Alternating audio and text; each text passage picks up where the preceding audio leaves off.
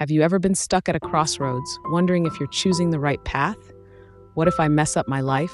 Sound familiar? Today, we'll uncover the secret to making decisions as a Christian. Spoiler alert, it's simpler than you think. We've all been there. Whether it's picking a college, a career, or just deciding where to eat, decision-making can feel overwhelming. But for Christians, there's a life-changing truth we often forget. God already has a plan. In Acts 9, we learn that God used a simple believer, Ananias, to change the course of history by following his will. The key to making the right decision? It's not in lengthy pro and con lists, it's in surrender. Ananias, like many of us, wasn't sure about what God was asking him to do.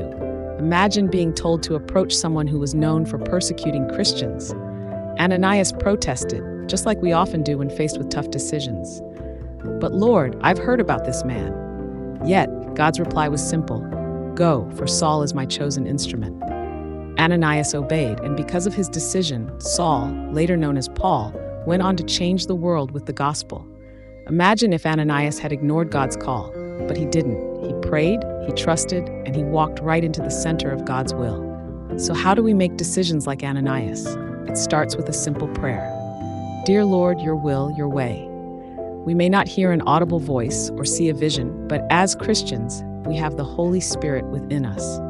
God's guidance comes through prayer, reading his word, and seeking wise counsel from other believers. When you pray for God's will to be done, be ready to obey, even if it's uncomfortable, even if it goes against your own desires.